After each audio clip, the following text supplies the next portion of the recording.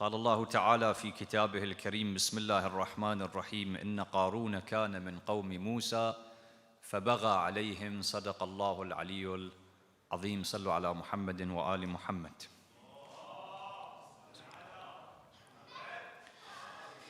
Allah subhanahu wa ta'ala in Quran al-Kareem, when he speaks about Musa al-Kalim alayhi salatu was-salam, speaks about three different challenges that Musa alayhi salatu was-salam faced, or three different people that Nabi Musa had to deal with. The first of those being Fir'aun, that which is most well known about Musa salamullah alayhi, is the challenge that takes place with Fir'aun and Musa. But there are also two other people that Musa alayhi salatu wasalam has to deal with that he speaks about in Quran al-Kareem. The second is the challenge of Samiri, who is from Banu Israel and eventually leads a number of people to idol worship.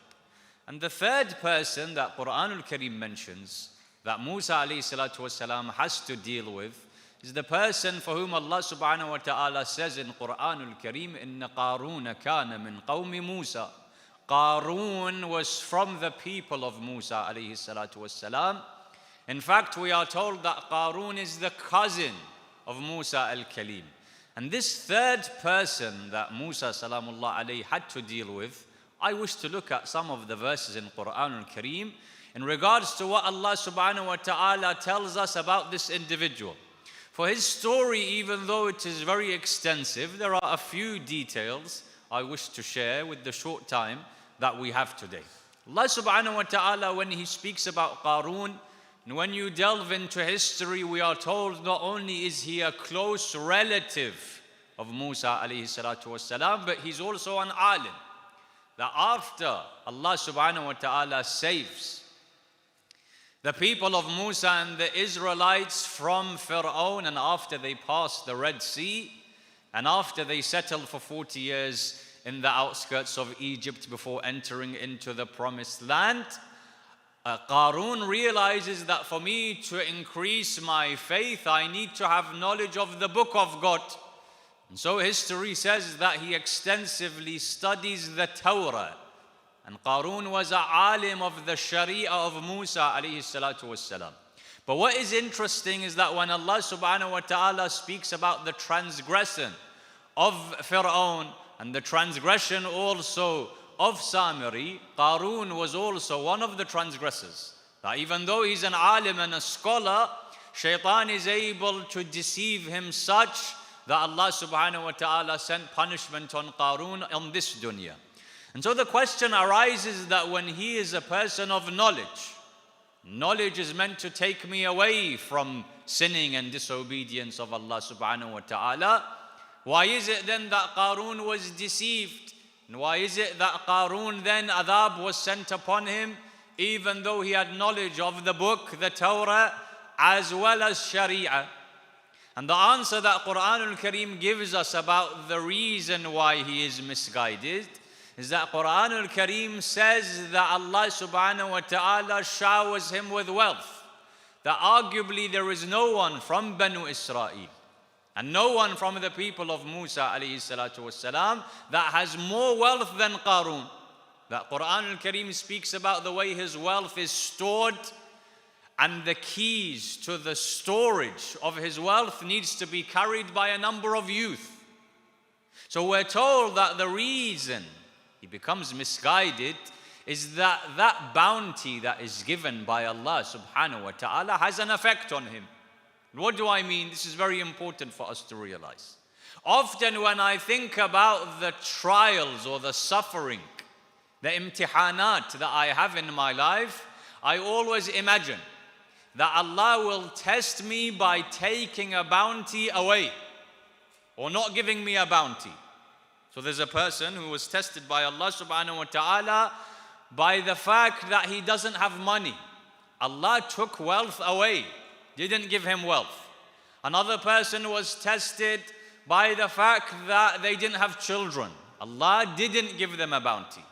Normally, when I think about a trial of Allah subhanahu wa ta'ala, I always imagine that a test from Allah subhanahu wa ta'ala is when a bounty is taken away. However, we have in the riwayat that there are two types of tests that Allah gives me. Sometimes He tests me by not giving me something, by not giving me wealth, by not giving me children, by not giving me ilm mathalan, even though I wish to have it. And sometimes He tests me by giving me a bounty. In the way that you are tested when you're not given something, you're tested when you're given it. And so then the scholars had this discussion, what is more difficult of a test? Is it more difficult for me not to be given wealth? Or is it more difficult for me to be given wealth and then I see how I deal with that wealth? And so the reason why Qarun is misguided is the wealth that he is given. And this in actual fact refers to a statement by Amir al-Mu'mineen alayhi salatu wassalam, where Amir al-Mu'mineen alayhi salatu wassalam says intoxication is of a number of types. Because today when I hear intoxication, I think a person gets intoxicated when they drink alcohol. Intoxication should come from alcohol. Whereas Amir al-Mu'mineen alayhi salatu wasalam says intoxication is actually of a number of types. For yes, there is intoxication of al-khamr. But there is also mathalan intoxication of sleep. How many people will wake up in the middle of the night mathalan to pray Salatul Fajr? They're in a state of intoxication, meaning they don't know what is in front of them. It's as if I'm intoxicated.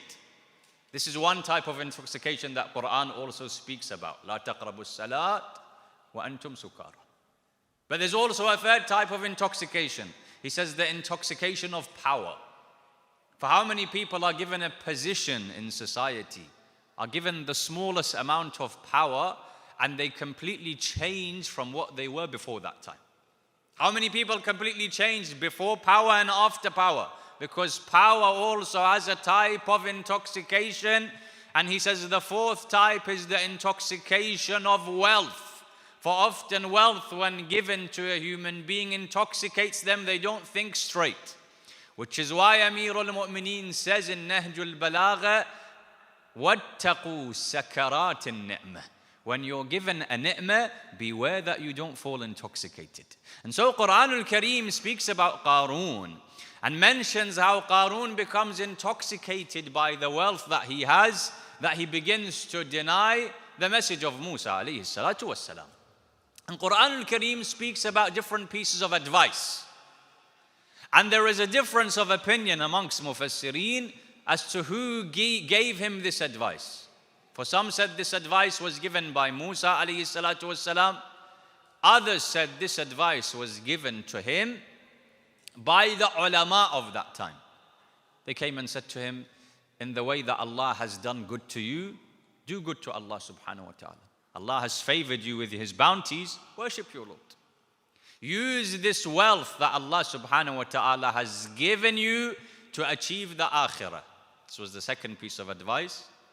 And the third piece of advice that Quran al-Kareem mentions, given to Qarun, was that realize that when you are given wealth and when you indulge in the world, you will reach a limit where your wealth in actual fact becomes property of other people.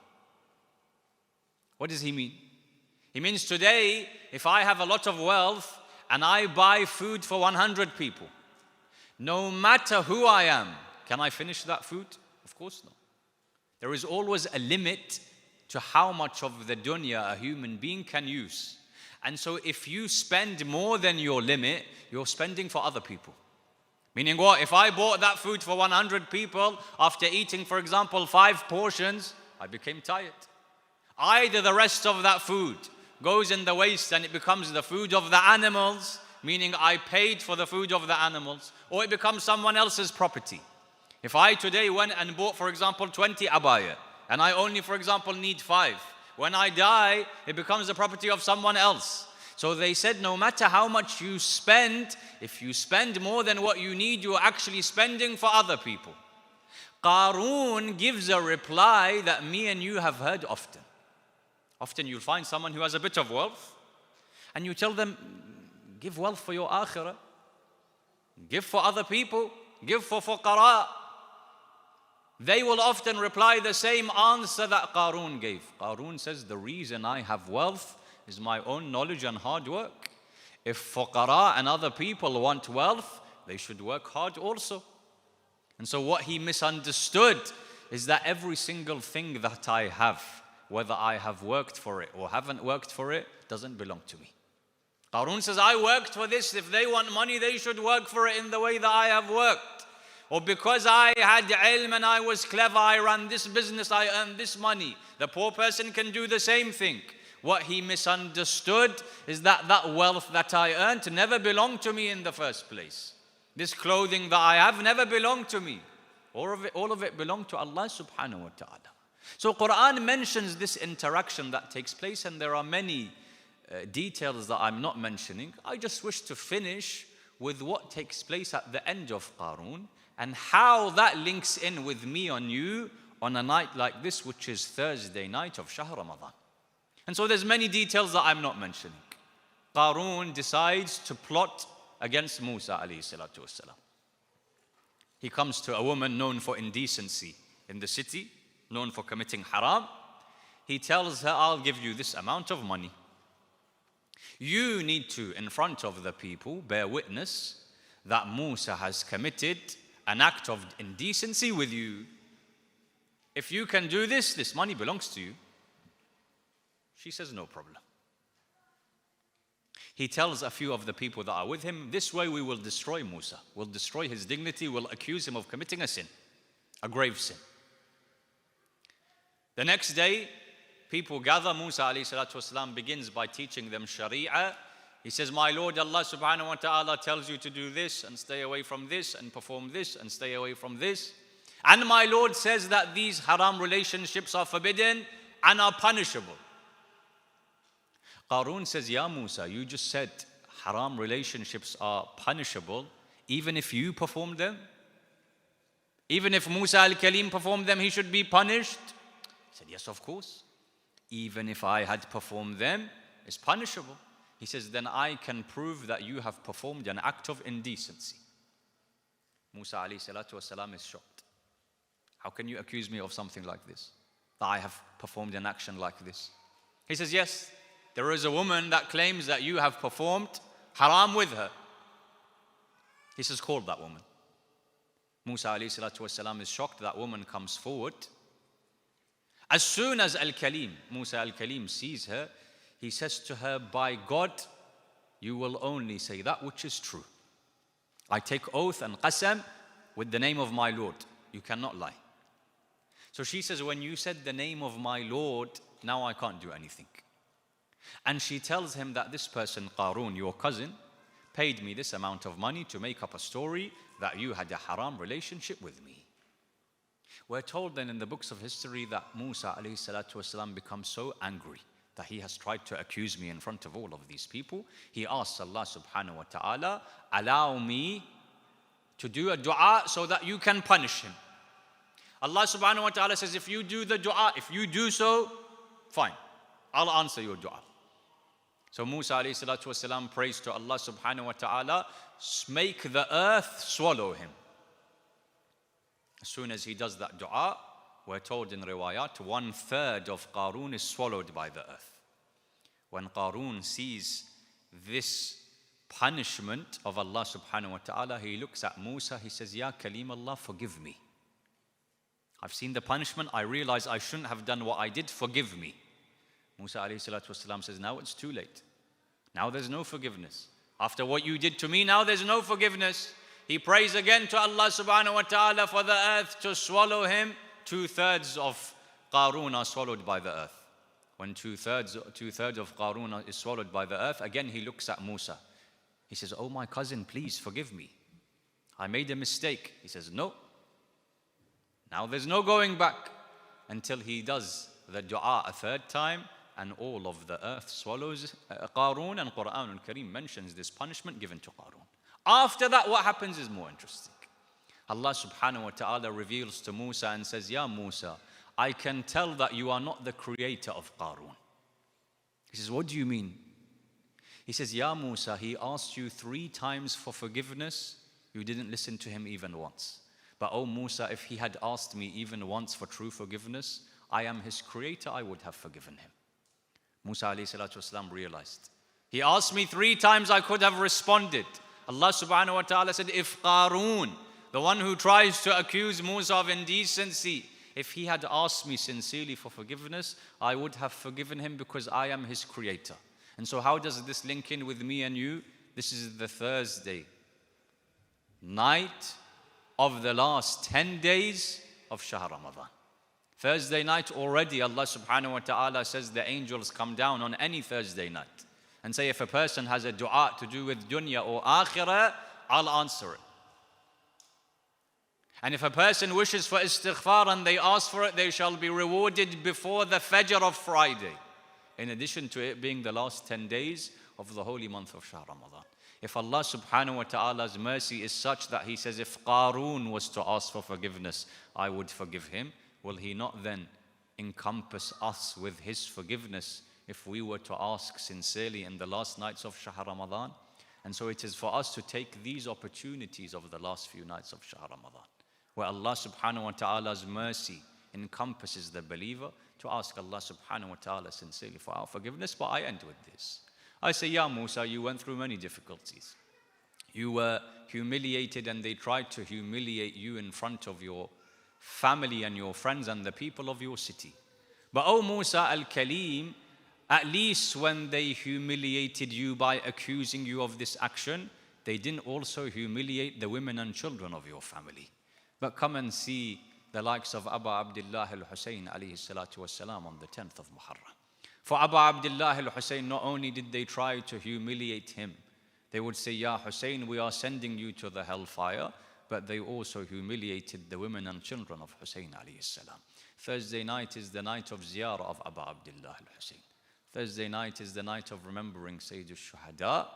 For that humiliation that was seen by those people was never forgotten by the people of that family. For we're told that when Imam Zainul Abidin alayhi salatu wasalam is entering back into Medina, after the atrocities that took place in Karbala and after Karbala, as he's entering into Medina, Sayyidah Zainab stops him and says, Ya Zain al-Abidin, we can't enter into Medina like this. He says, why? She says, because I want the people of Medina to realize what has happened to Hussein. And I wish for them to realize that we have returned and Abu Abdullah is no longer with us. And so Imam Zainul Abidin calls the poet Bishr, and Bishr would recite these lines. Bishr would say, Ya ahla Yathrib la muqam lakum biha قتل الحسين فعدمئي مدرار. People of Medina, how will you live in Medina now? For Hussein has been killed and the tears flow from my eyes. Muhammad Hanafiya said, I heard the calls of Bashir. I went to the outskirts of Medina to see who has entered into Medina. He says, I saw a caravan,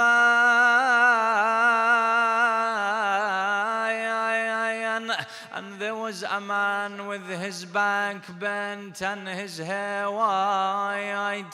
He says, I approached him, I said, have you come from Karbala? Zainul Abidin said, I said to my uncle, yes, we have come from Karbala. I said to him, tell me what happened to Abu Abdullah al-Hussein. Zainul Abidin would say, Ya قتل عطشانا. He was killed whilst he was thirsty. Muhammad Hanafiya says, and oh man, what happened to Abu al-Fadl al-Abbas?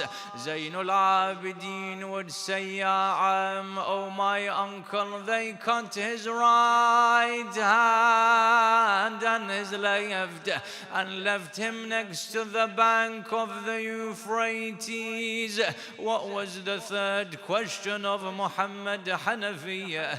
He says, after Hussein was killed and Abbas was killed, what happened to Zainab and Kulthum and the women of Abba Abdullah? Zainul Abidin would say, oh my uncle, they were paraded and made prisoner through Kufa and Sham. Suddenly Muhammad Hanafiya looks at him. He says, oh man, why do you call me your uncle? Who are you? Sajjad would say, did you not recognize me? Ana Ali ibn al-Husayn. Hanafiya falls on the ground. He says, you are a 24-year-old youth. Now your hairs have become white. What happened to you? Sajjad would reply, Ash-Sham, Ash-Sham has turned my hairs white. Ilahi bil-Husayn al-Wajih وجده وأبي وأمه وأخي والتسعة المعصومين من ذريته وبنيه اغفر لأوليائنا وكف عنا أعداءنا واشغلهم من أذانا وأظهر كلمة الحق واجعلها العليا وأدحث كلمة الباطل واجعلها السفلى إنك على كل شيء قدير. اللهم اغفر للمؤمنين والمؤمنات والمسلمين والمسلمات الأحياء منهم والأموات. تابع الله بيننا وبينهم بالخيرات إنك مجيب الدعوات إنك رافع الدرجات إنك سامع الأصوات. رحم الله من يقرأ الفاتحة تسبقها الصلوات. اللهم صل على